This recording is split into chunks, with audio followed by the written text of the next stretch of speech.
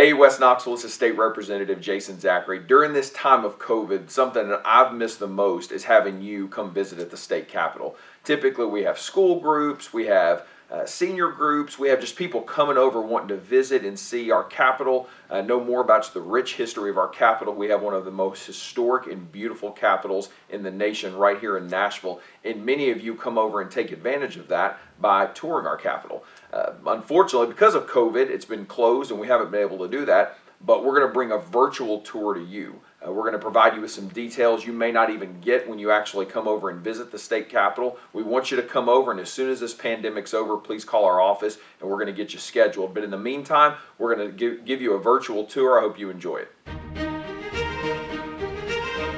As you begin your tour of the state capitol, let's go through the information desk and visitor entrance. The first floor is known for the portraits. The first is the portrait of William Strickland, the Capitol architect. Strickland designed the Capitol in a Greek Revival style with large columns and limestone materials. He also worked on the U.S. Capitol designs and built the steeple for Independence Hall in Pennsylvania. As you continue on the left, you'll see three portraits hanging on the wall. These are the U.S. presidents from Tennessee: Andrew Jackson, the 7th president, James K. Polk, the 11th president, and Andrew Johnson, the 17th president. Tennessee is the 5th state with the most presidents, only behind New York, Ohio, Virginia, and Massachusetts. And now we get to hear from Governor Lee. Hey everyone, Governor Bill Lee here. Welcome to the state capitol. I'm standing in front of the governor's office, where folks come in on a regular basis to talk about any of number of things with either the governor or governor's staff. I just want to say that it is the highest honor to serve the people of Tennessee as the governor, and to work alongside committed public servants, the constitutional officers across the hall here, members of the legislature who meet here in this historic building as well, men and women who are committed to serving every single one of the people that live in the state of Tennessee. Welcome to the Capitol. Glad you're taking this virtual tour. We hope that you will come in person soon. Walk down the hall and you'll run into the original Tennessee State Supreme Court chamber. In the remodeling of 1937 and 38, this area was divided into offices and masonry walls, which stayed for 50 years. In 1988, the alterations were removed and the room restored to the way it looked in the 1850s. As you go back towards the middle of the Capitol, look halfway up the stairs. On the right, there's a chip in the handrail. This is believed to be from a bullet fired from the stairs above during a bitter fight in the legislature over the ratification of the 14th Amendment in 1866. The amendment, which granted African American citizenship, was opposed by many. The light you see above you is one of the two original gasoliers to the Capitol. It was converted to electricity in 1895. Nothing to worry about, it is inspected regularly. The Tennessee General Assembly is made up of two chambers, the House of Representatives, in which I serve, and the Senate. Our first stop is on the House floor, and sometimes you never know who you'll run into. Speaker Sexton? Welcome to the Tennessee House of Representatives. I'm Speaker Cameron Sexton. Thank you for doing this tour today. Interesting thing about the House, we have 99 members from across our great state. They represent about 70,000 people in each district. I hope you enjoy this tour today. I look forward to seeing you soon. If you can make it here for real, we'll be happy to welcome you here. But for today, I hope you enjoyed the tour.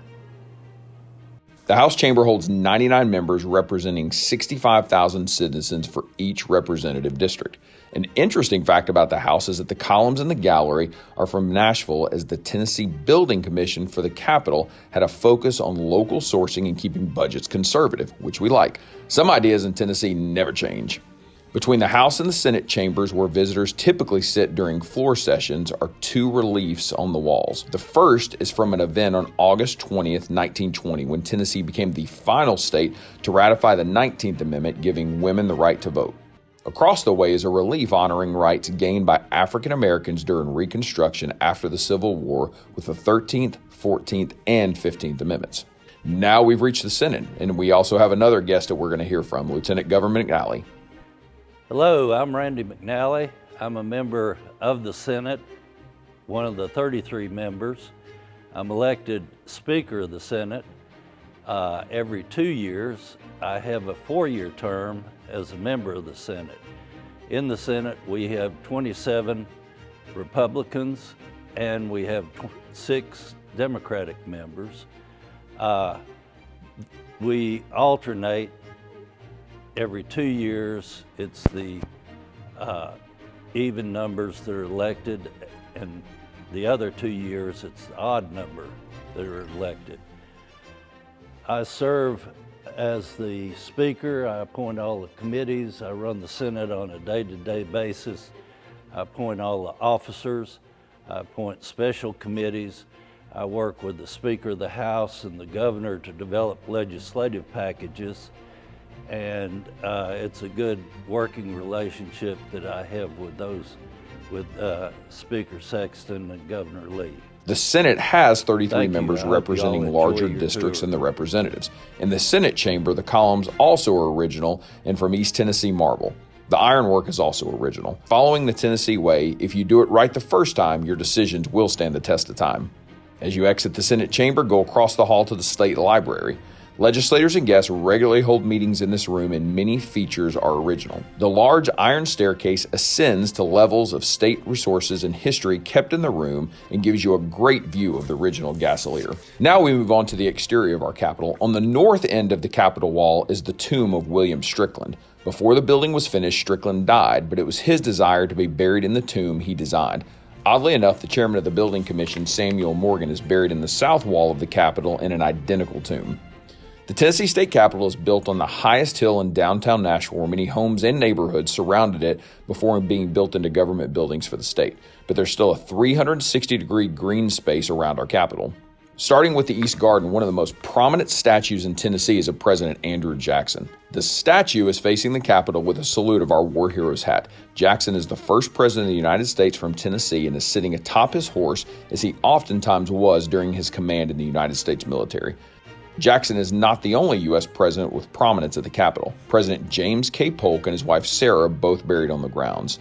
This is actually their second resting place, as their tomb, also designed by William Strickland, was moved when their home downtown was demolished. Nearby, down the steps, is a statue of Alvin C. York, the greatest enlisted soldier of World War I. Some other items included in the East Garden include the replica Liberty Bell, based on the famous image from Pennsylvania, the Holocaust Memorial honoring the victim of the Nazis in World War II, distinguished by 6 cedar trees planted in 1986, a Holy Rosary Cathedral marker to mark the now demolished First Catholic Church in Tennessee, and a Masonic marker from 1927, which contains a time capsule of Nashville set to be opened in 2027. As you continue along the circular trail around the Capitol, you come to the North Grounds. There are 2 large items here. The first is the original Capitol columns from the exterior of the building. These columns were mined just over on Charlotte Avenue in downtown Nashville. They had to be replaced due to being too soft over time to support the building. Next is the answer bell. The tower chimes in response to the 95 bells representing Tennessee's 95 counties every hour in the Bicentennial Mall seen over the Capitol porch. I hope you enjoyed the virtual tour as much as I did. I think we both probably learned something through the virtual tour. As soon as the COVID restrictions are lifted, which will hopefully be very soon, please come over and see the state capitol for yourself. You can call Janice in our office to get that scheduled. We'd love to host you and make that virtual tour reality for you by allowing you to actually visit your state capitol. Thank you for the opportunity to serve you. It's truly my honor.